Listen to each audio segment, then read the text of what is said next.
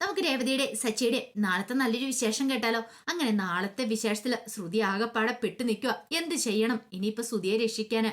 മീരയോട് കാര്യങ്ങളൊക്കെ സംസാരിച്ചപ്പോ മീര പറഞ്ഞു സച്ചിയെ അറിയിക്കാന്. പക്ഷെ സച്ചിയെ അറിയിക്കാനായിട്ട് ശ്രുതിക്ക് ഒട്ടും താല്പര്യമില്ല. അറിയിക്കുന്നോണ്ടല്ല കുഴപ്പം, അറിയിച്ചു കഴിഞ്ഞാൽ തങ്ങളുടെ കള്ളത്തരമൊക്കെ പിടിക്കപ്പെടുവോ എന്നൊരു ചിന്ത. ആ സമയം മീര പറഞ്ഞു, നല്ല കഥയായി നിനക്ക്. ഉത്തരത്തിലിരിക്കുന്ന ഉത്തരത്തിലിരിക്കുന്ന എടുക്കുവാൻ വേണം, കഷത്തിലിരിക്കുന്ന പോകാനും പാടില്ല. രണ്ടും കൂടെ പറ്റില്ല. ചിലപ്പോ സത്യങ്ങളൊക്കെ അറിഞ്ഞു നിൽക്കും. ഇപ്പൊ നിനക്ക് വലുത് സ്തുതിയുടെ ജീവിതം ജീവനും അല്ലേ? അല്ല മീരെ, അങ്ങനെ എന്തേലും അറിഞ്ഞ പിന്നെ ഞങ്ങൾ ജീവിച്ചിരിക്കുന്നോണ്ട് എന്താ അർത്ഥം ഇരിക്കുന്നേ? ഇത്രയും വലിയ ബിൽഡപ്പ് ഒക്കെ ഇട്ട് എന്റെ വീട്ടിൽ നിന്ന് എന്റെ അച്ഛനാ പൈസ തന്നേന്ന് പറഞ്ഞായിരുന്നേ. ഇതൊക്കെ അറിഞ്ഞ എന്റെ അമ്മായിമ്മ വെറുതെ ഇരിക്കും തോന്നുന്നുണ്ടോ? ഒരിക്കലും ഇല്ല. എന്റെ അമ്മായച്ചന്റെ പണം കൊണ്ടാ അത് പണിതേന്ന് അറിഞ്ഞാ തീർന്നു. അത് കേട്ടപ്പം മീര പറഞ്ഞു, അല്ലാതെ ഞാൻ വേറൊരു വഴിയും കാണുന്നില്ല. അല്ലെങ്കിൽ പിന്നെ നീ ഒരു കാര്യം ചെയ്യ, നീ അവളുടെ നിന്റെ സുധീരുടെ അടുത്തേക്ക് ചെല്ല്. അല്ല ഞാൻ അങ്ങനെ ചെന്നാലോ? ചെന്ന് സംസാരിച്ചു നോക്ക്, അല്ലാതെ വേറൊരു വഴിയില്ല. മേരിക്ക് സഹായിക്കാൻ പറ്റില്ലെന്ന് ശ്രുതിക്ക് മനസ്സിലായി. ഈ സമയത്ത് രേവതി ഇരുന്ന് മാല കെട്ടുവാണ്. മാല കെട്ടുന്ന സമയത്ത് സച്ചു വന്നിട്ട് പറഞ്ഞു, അതെ എപ്പോഴും നീ ഇങ്ങനെ ഇവിടെ കുത്തിയിരിക്കേണ്ട കാര്യമില്ല, കുറച്ചൊക്കെ പോയി റെസ്റ്റ് എടുക്കാം, ഇങ്ങോട്ടേക്ക് വാ. വേണ്ട സച്ചേട്ടാ, ഞാൻ എപ്പോഴും റെസ്റ്റ് തന്നെയല്ലേ, ഇരുന്നിരുന്ന് ഞാൻ മടുത്തു. അതെ നീ ഇങ്ങനെ ഇരുന്ന് ശീലിച്ചിട്ടില്ലല്ലോ, അതുകൊണ്ടുള്ള ബുദ്ധിമുട്ടാ. കുറച്ച് സമയം വന്ന് കിടക്കാൻ നോക്ക്, കാലെപ്പോഴും ഇങ്ങനെ തൂക്കിയിട്ടുകൊണ്ടിരിക്കേണ്ട ഒരു കാര്യമില്ല. അതും പറഞ്ഞ് രേവതിയെ മുറിയിലേക്ക് കൊണ്ടുപോയി കിടത്തി. അതിനുശേഷം സച്ചി അങ്ങോട്ടേക്ക് വരുമ്പോഴത്തേനും രവീന്ദ്രനുണ്ട്. രവീന്ദ്രൻ ചോദിച്ചു, അല്ലടാ മോളെന്തിയെ? അവളെ ഞാൻ മുറിയിൽ കൊണ്ട് ഒരു വിധത്തിൽ കിടത്തി. അവൾക്കാണെങ്കിൽ പോയി കട്ടിലേൽ ഇരിക്കാനും കിടക്കാനും ഭയങ്കര മടിയാച്ച. അതെ മോളെ പറഞ്ഞിട്ട് കാര്യമില്ല, അവളെപ്പോഴും ഓടിച്ചാടി നടന്നല്ലേ. സച്ചി പറഞ്ഞു, ഞാൻ നോക്കിയിട്ട് ഒരു കണക്കിന് ഈ ആക്സിഡന്റ് ഉണ്ടായി നന്നായി. അതെന്താ? അല്ല അതുകൊണ്ടല്ലേ അവൾക്ക് ഇത്ര ദിവസം ഇരിക്കാൻ പറ്റുന്നേ, അല്ലെങ്കിൽ അവൾ ഇവിടെ ഇരിക്കുവോ? ഒരു കാരണവശാലും ഇല്ല, അവള് ഓടി നടന്ന ജോലിയായിരിക്കും. രവീന്ദ്രൻ പറഞ്ഞു, അത് ശരിയാ, ഈ വീട്ടിലുള്ള പലരെയും പല കാര്യങ്ങളും പഠിപ്പിക്കാൻ വേണ്ടിയിട്ടാ അവൾക്ക് ഇങ്ങനെ ഒരു വീഴ്ച ഉണ്ടായത്. അവളുടെ വില എന്താന്ന് അവർക്കൊന്നും അറിയില്ലായിരുന്നു. കണ്ണുളപ്പം കണ്ട കാഴ്ചശക്തി അറിയില്ലെന്ന് പറഞ്ഞോലെ ഇപ്പൊ ഈ പറയുന്ന ശ്രുതിയൊക്കെ നെട്ടോട്ട് ഓടുന്നുണ്ടല്ലോ ജോലി ചെയ്യാനായിട്ട്. രേവതി മോളുള്ള സമയത്ത് കൃത്യം ആഹാരമൊക്കെ തയ്യാറാക്കി ടേബിളിൽ കൊണ്ടേ വെക്കും. ഇനിയിപ്പൊ ഉപ്പ് മുളക് എന്തേലും പോരെങ്കിൽ അതിന് കുറ്റപ്പെടുത്തലുകൾ വേറെ കേൾക്കണം. അപ്പോഴേക്ക് സച്ചു പറഞ്ഞു, അത് ശരിയാ, ശരിക്കും അമ്മയായിരുന്നു ഇവിടെ വേണ്ടിയിരുന്നേ, അമ്മയും കൂടെ വേണമായിരുന്നു. അമ്മയും കൂടെ ഉണ്ടായിരുന്ന ഒരു പാഠം പഠിച്ചാനോ. രവീന്ദ്രൻ പറഞ്ഞു, അല്ല ചന്ദ്ര പോയിരിക്കുമല്ലേ, ചന്ദ്ര ഇങ്ങോട്ടേക്ക് വരട്ടെ, വന്നു കഴിയുമ്പോൾ നമുക്ക് നോക്കാം. എന്താണെങ്കിലും പെട്ടെന്നൊന്നും രേവതി മോൾക്ക് കാലുകുത്തി നടക്കാൻ പറ്റില്ലല്ലോ. സച്ചി പറഞ്ഞു, അതെ അച്ഛാ, പക്ഷെ എനിക്ക് നല്ല ടെൻഷനുണ്ട്. എന്താ? അല്ല ഇത് ഏതോമാരെ ചെയ്തേന്നറിയത്തില്ലോ, ഇതിന്റെ പിന്നിൽ ആരാന്ന് അറിയുവാണെന്നെങ്കിൽ. എടാ ചിലപ്പോൾ ഇത് അപ്രതീക്ഷിതമായിട്ടുണ്ടായതാണെങ്കിൽ അവര് ഹോസ്പിറ്റലിൽ എങ്കിലും കൊണ്ടുപോകണ്ടല്ലേ അച്ഛാ.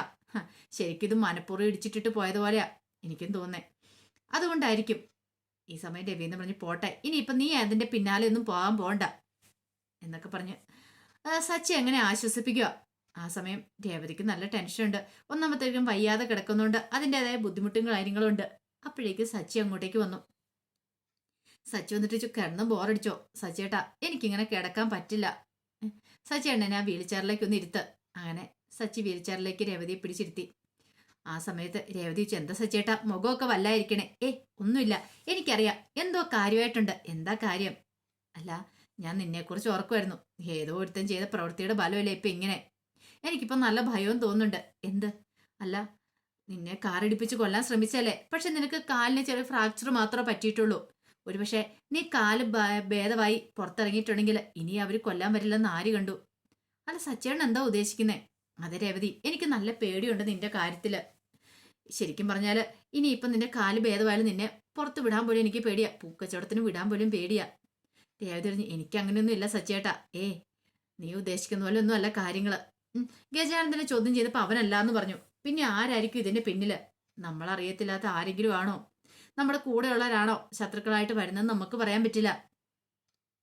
അപ്പോഴേക്കും രേവതി പറഞ്ഞു, അങ്ങനെയൊന്നും ഇല്ല സച്ചേട്ടൻ, എന്റെ കാര്യം ഓർത്ത് വിഷമിക്കൊന്നും വേണ്ട. എനിക്ക് ഈ പറയുന്ന ശത്രുക്കൾ ആരുമില്ല, ആകെപ്പാടാ ഗജാനന്ദൻ മാത്രമേ ഉള്ളൂ. ഗജാനന്ദൻ ഞങ്ങളുമായിട്ട് പണമിടപാടുകൾ മാത്രമേ ഉള്ളൂ. അത് കവിഞ്ഞ് ഞങ്ങൾക്ക് ആരും ഒരു ശത്രുക്കളില്ല. എന്റെ അച്ഛന്റെ സ്വഭാവം അറിയാലോ, ആരെ ഒരു ഉപദ്രവിക്കാനോ അല്ലെങ്കിൽ ആരോടൊരു ദോഷം ചെയ്യാൻ പോകുന്ന ആളല്ല. ആ സമയത്ത് സച്ചി പറഞ്ഞു, അതൊന്നും പറഞ്ഞിട്ട് കാര്യമില്ല രേവതി, ഇനിയിപ്പോ എന്നോടുള്ള ശത്രുത കാരണം നിന്നെ ഇല്ലാതാക്കാൻ ശ്രമിക്കുന്നവരാണോന്നും സംശയമുണ്ട്. അത് കേട്ടപ്പോൾ രേവതിക്ക് ഭയങ്കര വിഷമായി. രേവതിയുടെ കണ്ണൊക്കെ നിറഞ്ഞു വന്നു. ആ സമയം സച്ചി പറഞ്ഞു, വിഷമിക്കണ്ട, വിഷമിക്കാൻ വേണ്ടി പറഞ്ഞല്ല ഞാന്. ഞാൻ കാര്യങ്ങൾ പറഞ്ഞാൽ മനസ്സിലാക്കിച്ചെന്നേ ഉള്ളൂ. ആരാണെങ്കിലും അത് കണ്ടുപിടിക്കണം. എത്രയും പെട്ടെന്ന് തന്നെ കണ്ടുപിടിക്കാൻ തന്നെ എൻ്റെ തീരുമാനം. അതും പറഞ്ഞ് സച്ചി രേവതി ഒരു വീൽ ചെയർ ഉന്തിക്കൊണ്ട് അങ്ങോട്ടേക്ക് പോവാണ്. ഈ സമയത്ത് ശ്രുതി ആകപ്പെട്ടിരിക്കുക. ശ്രുതിയെ വിളിച്ചിട്ടുണ്ട്. ശ്രുതി വരുമല്ലോ എന്നും അറിയത്തില്ല. നീലിമ ശ്രുതിയുടെ അടുത്ത് വന്നിട്ട് ചോദിച്ചു, എന്ത് പറ്റിയിടാ? നിന്റെ ഭാര്യയെ വിളിച്ചിട്ട് ഒരനക്കുമല്ലോ. അവള് നിന്നെ മിക്കവാറും ഉപേക്ഷിക്കുന്ന വട്ടാ. അതെ, കടയൊക്കെ ഇനിയിപ്പൊ എന്റെ പേരിലേക്ക് എഴുതി തരണമെന്ന് വന്ന അവള് നിന്നെ ഉപേക്ഷിക്കത്തുള്ളൂ. നിന്റെ ജീവൻ പോയാൽ പോട്ടെ, അവൾക്ക് പണമായിരിക്കും പ്രധാനം. കാരണം ഭാര്യയും ഭർത്താവോ അങ്ങനെയല്ലേ. ചക്കിക്കൊത്ത ചങ്ങരെന്ന് പറഞ്ഞ പോലെ അല്ലേ രണ്ടുപേരും. നിനക്ക് ചേർന്നൊരു പെണ്ണിനെ തന്നെയാണ് നിനക്ക് കിട്ടിയിരിക്കുന്നത്. ആ സമയം ശ്രുതി പറഞ്ഞു, വെറുതെ അനാവശ്യം പറയരുത് എന്റെ ഭാര്യയെക്കുറിച്ച്. ഓ, ഭാര്യയെ പറഞ്ഞപ്പോ നിനക്ക് അങ്ങ് നൊന്തില്ലേ? കുറച്ച് സമയം കൂടെ നിനക്ക് ഞാൻ തരും നിന്റെ ഭാര്യ ഇവിടെ വരാൻ വേണ്ടിയിട്ട്. വന്നില്ലെങ്കിലുണ്ടല്ലോ ഞാൻ ആരാന്ന് ശരിക്കും അവൾ അറിയാനായിട്ട് പോകുന്നുള്ളൂ. നിന്നെ ഞാൻ അങ്ങോട്ട് തീർത്ത് കളയും. അപ്പോഴേക്ക് ശ്രുതി പറഞ്ഞു, നീലിമേ, എന്നെ കൊന്നുകൊണ്ട് നിനക്ക് എന്താ ഗുണമിരിക്കുന്നേ? എടാ, നിന്നെ കൊന്നിട്ടുണ്ടെങ്കിൽ എനിക്ക് പകുതി മനസ്സവും കിട്ടും. കാരണം 50 ലക്ഷം രൂപ മര്യാദയ്ക്ക് നീ എനിക്ക് തിരിച്ചു തന്നോണം. പക്ഷെ അപ്പോഴും ശ്രുതിയും തർക്കിക്കുകയാണ്. അതെന്റെ അച്ഛന്റെ പണമല്ലേ, സത്യമായിട്ടുള്ള കാര്യമാ. പക്ഷെ നീലിമയ്ക്ക് ദേഷ്യ അത് തിരികെ മേടിച്ചെന്നും പറഞ്ഞോണ്ട്. പിന്നീട് നീലിമ പറഞ്ഞു, നിന്റെ ഭാര്യ ഇങ്ങോട്ടേക്ക് വരട്ടെ, അവളെ ഒന്ന് കാണാൻ വേണ്ടി ഞാൻ കാത്തിരിക്കുകയാണ്. അവളെ ഇവിടെ വരച്ച് വരെ നിർത്തി ഞാൻ പണം മേടിപ്പിക്കും. ഈ സമയം അച്ഛമ്മ രവീന്ദ്രന്റെ അടുത്ത് ചെന്നു. എന്നിട്ട് ചോദിച്ചു, അല്ലട മോനെ, ഇതുവരെ ആയിട്ടും ശ്രുതി ഒന്നും വീട്ടിലേക്ക് വന്നില്ലല്ലോ. ഇപ്പൊ വരാന്ന് പറഞ്ഞു പോയിട്ട് കുറെ സമയമായല്ലോ. ഒന്ന് വിളിച്ചു നോക്ക്. എന്റെ അമ്മേ, മിക്കവാറും ഇവിടുന്ന് രക്ഷപ്പെട്ട് പോയതായിരിക്കും. ഇന്നിനി ഇങ്ങോട്ടേക്ക് വരുമോന്ന് ഒരു സംശയമുണ്ട്. അതെന്താടാ മോനെ നീ അങ്ങനെ പറഞ്ഞേ? അല്ല, ഇങ്ങോട്ടേക്ക് വന്നിട്ടുണ്ടെങ്കിൽ അമ്മ പണി ചെയ്യാനൊക്കെ പറയുമല്ലോ. ജോലി ചെയ്യുന്ന കാര്യത്തില് പ്രാണസങ്കടം ശ്രുതിക്ക്. അതുകൊണ്ട് വരാൻ ചാൻസ് കുറവാ. അല്ല, വരാതെ പിന്നെ എങ്ങോട്ട് പോകും? വല്ല ഹോട്ടലിൽ വല്ല റൂം എടുക്കുമെന്ന് പോലും അറിയത്തില്ല. ശ്രുതിയല്ലേ ആള്. അവന്റെ ഈ പണമൊക്കെ ഉണ്ടമ്മേ. അവൻ പിന്നെ എല്ലാവരുടെ മുന്നിൽ ഇങ്ങനെ അഭിനയിക്കുമെന്ന് മാത്രമേ ഉള്ളൂ. കലാവതി മുത്തശ്ശി പറഞ്ഞു, അല്ലേലും അങ്ങനെ വരുള്ളൂ. ആ ചന്ദ്രമതി വളർത്തിയതല്ലേ അവനെ, അതിന്റെ ഗുണമൊക്കെ അവൻ കാണിക്കത്തുള്ളൂ. ആ സമയത്ത് രവീന്ദ്രൻ പറഞ്ഞു, കുറച്ച് കഴിയുമ്പത്തേനും അല്ലേ വരുമായിരിക്കും. കലാവതേച്ചൻ പറഞ്ഞു, വരട്ടെ, കുറെ ജോലികളും കൊണ്ട് ബാക്കിയുണ്ട്. എനിക്ക് മനസ്സിലായി ജോലി ചെയ്യാൻ മടിയായിട്ട് പോയതാന്ന്. ഇത് കേട്ടോണ്ടാണ് വർഷേ ശ്രീകാന്തം അങ്ങോട്ട് വന്നേ. അവര് വന്നിട്ട് ചോദിച്ചു, അല്ല ആരുടെ കാര്യം അച്ഛമ്മ പറയുന്നേ? അല്ല, ശ്രുതി ഇതുവരെ ആയിട്ടും പുറത്തു പോയിട്ട് വന്നിട്ടില്ല. ആ, ശ്രുതി ചേച്ചിക്ക് വല്ല പാർലറിൽ തിരക്ക് കാണുമായിരിക്കും എന്ന് ശ്രീകാന്ത് പറഞ്ഞു. തിരക്കാ അവൾക്കാ? അവള് വെറുതെ ഈച്ചയും കടിച്ചോണ്ടിരിക്കും മോനെ അവിടെ. അല്ലാതെ വേറെ ഒരു ജോലി അവൾക്ക് അവിടെ ഇല്ല. അവൾക്ക് തിരക്ക് കുറവാന്നേ. ആ കാര്യങ്ങളൊക്കെ അറിഞ്ഞിട്ടല്ലേ അവളെ ഞാനിന്ന് വിടാതിരുന്നേ. വർഷ പറഞ്ഞു, അച്ഛമ്മ ആള് കൊള്ളാലോ. ആ, പിന്നല്ലാതെ. ഇന്നത്തെ കാലത്തെ പിള്ളേരുടെയൊക്കെ വിചാരം അവർക്ക് മാത്രം ബുദ്ധിയുള്ളെന്നാ. പക്ഷെങ്കിലേ നമ്മുടെ ബുദ്ധിയെക്കുറിച്ചൊന്നും അവർക്ക് അറിയത്തില്ലാത്തോണ്ടാന്ന് പറഞ്ഞു.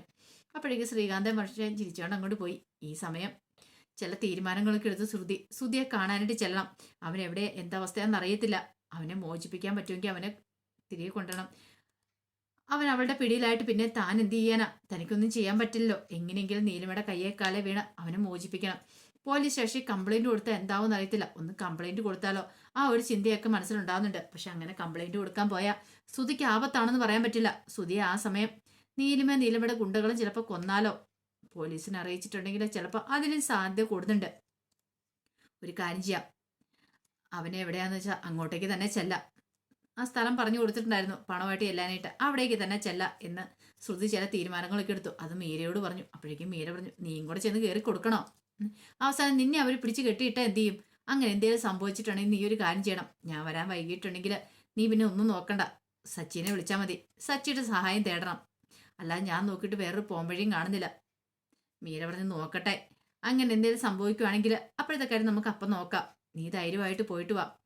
അവളുടെ കാലെ കൈ പിടിച്ചിട്ട് ഇനി കൊടുക്കാന്നെങ്ങാനൊക്കെ പറ. ചിലപ്പോൾ അവര് സമ്മതിച്ചാലോ? അങ്ങനെ സമ്മതിക്കൊന്നും തോന്നില്ല. പക്ഷെ ജീവൻ പോയാലും കട എഴുതി കൊടുക്കില്ല. ആ ഒരു വാശി ശ്രുതിക്കും ഉണ്ടായിരുന്നു. അങ്ങനെ ശ്രുതി നീലിമയെ കാണാനായിട്ട് തൻ്റെ ഭർത്താവിനെ രക്ഷിക്കാനായിട്ട് അങ്ങോട്ടേക്ക് പോവുകയാണ്. അപ്പോൾ അതിൻ്റെ വിശേഷങ്ങളൊക്കെയാണ്. ഇനി എന്തായി തീരും എങ്ങനെയായി തീരും എന്നറിയത്തില്ല. ചെന്ന് കഴിയുമ്പോഴത്തേനും മിക്കവാറും ശ്രുതിയെയും കൂടെ അവിടെ പിടിച്ച് കെട്ടിയിടും. സച്ചി വരും. സച്ചി വന്ന് അധികം വൈകാതെ സച്ചി ആ സത്യങ്ങളൊക്കെ മനസ്സിലാക്കുകയും ചെയ്യും. അപ്പോൾ അതിൻ്റെ വിശേഷങ്ങൾക്കായി നമുക്ക് എല്ലാവർക്കും കാത്തിരിക്കാം കേട്ടോ. ഒരിക്കൽ കൂടി എല്ലാവർക്കും ശുഭരാത്രി നേർന്നുകൊണ്ട് നിർത്തുന്നു. നന്ദി.